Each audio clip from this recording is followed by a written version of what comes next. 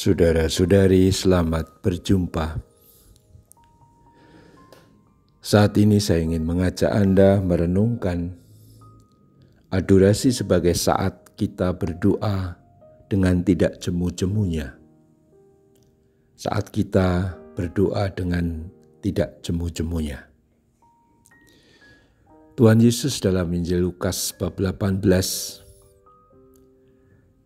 mengatakan bahwa kita semua para murid harus selalu berdoa dengan tidak jemu-jemunya. Berdoa tanpa henti, berdoa dengan tidak bosan, berdoa tidak dengan malas, berdoa intinya dengan semangat, terus-menerus tanpa henti. Tuhan memberikan suatu perumpamaan mengenai janda yang terus-menerus meminta atau memohon kepada hakim yang lalim agar dibela perkaranya.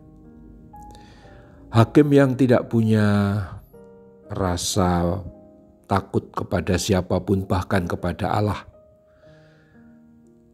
akhirnya juga merasa gak enak atau merasa terganggu, barangkali begitu ya lebih tepatnya. Dengan janda yang terus tiap hari datang, tiap kali, kalau istilah sekarang ya, tiap kali nelpon atau kirim pesan, intinya supaya hakim itu membela haknya.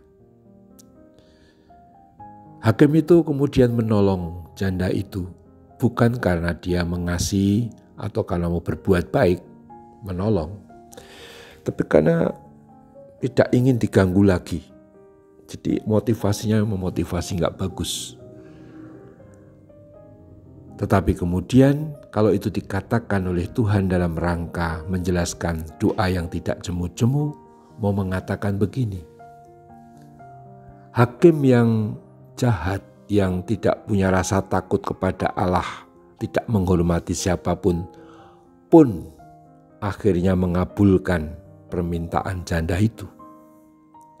Apalagi Allah yang amat baik, penuh belas kasih, bahkan maha baik. Dan sebagai Bapa kita, pasti jauh daripada hakim itu. Dia pasti akan mendengarkan doa kita. Istilahnya Tuhan Yesus, adakah ia mengulur-ngulur waktu sebelum menolong mereka? Ia di sini adalah Allah. Jawabannya tidak. Dengan demikian, Tuhan Yesus ingin menegaskan kepada kita ketika kita berdoa, kita itu berhadapan dengan Allah yang maha baik. Dia adalah Bapa kita yang tidak tega anak-anaknya itu jatuh, apalagi terpisah darinya. Bukti ini semua adalah Yesus Kristus yang diutusnya menjadi penebus penyelamat kita, agar dijamin kita punya jaminan dari pihak Allah bahwa kita bisa menjangkau Allah. Dan Tuhan Yesus mau menegaskan hal ini. Melalui sakramen Maha Kudus yang sedang kita hadap dan kita sembah, Tuhan Yesus hadir di tengah kita untuk memastikan bahwa doa-doa kita sampai kepada Bapa. Allah Bapa tidak akan seperti hakim yang mengabulkan doa karena tidak mau diganggu lagi. Allah Bapa bahkan berbuat baik, mengasihi kita, bahkan mengabulkan doa-doa kita sebelum kita memohon. Perkaranya adalah pandangan ini. Banyak dari kita berpikir bahwa apapun yang saya mohon, kalau dengan iman yang kuat, karena Allah Bapa adalah baik, pasti terkabul. Apapun yang kita mohon, kalau dengan penuh iman, pasti akan terkabul. Pernyataan ini sepertinya bagus, tapi tidak tepat. Sebab dikatakan tadi, apapun yang kita mohon. Lah kalau kita memohon sesuatu yang demi kepentingan pribadi, demi kekayaan pribadi, demi kehormatan pribadi, bahkan kemudian mungkin merugikan orang lain, apakah permohonan yang baik macam itu? Maka sebenarnya kalau ketika ada doa-doa yang tidak terkabul, bukan selalu doa kita salah. Doa yang tidak terkabul dalam keyakinan iman kita karena Allah itu baik, barangkali memang Tuhan punya rencana lain. Atau Tuhan barangkali melihat kalau doa kita yang kita mohon-mohon itu terus dikabulkan, akan memisahkan kita dari Tuhan. Mungkin kita menjadi sombong, mungkin kita menjadi lupa bersyukur, mungkin kita lalu menjadi orang yang takabur dan seterusnya. Maka berdoa dengan tidak jemu-jemu itu bukan perkara sekedar soal permohonan.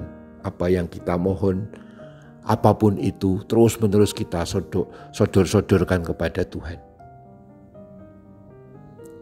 Karena akhirnya kalau kita renungkan betul, banyak hal yang tidak kita mohon, tapi diberikan oleh Tuhan dengan berlimpah. Barangkali satu hari ini kita berdoa untuk mohon berhasil dalam ujian. Kita memang berhasil dengan nilai mungkin tidak terlalu baik. Tapi lihat betapa kita mendapat pelayanan yang begitu bagus dari para dosen atau guru, dari sekolah. Kita mendapat pelayanan yang baik dari keluarga yang mendukung kita, yang mengantar kita. Semua itu perlu dilihat sebagai satu kesatuan, sebagai anugerah, meskipun waktu berdoa tidak kita sebut.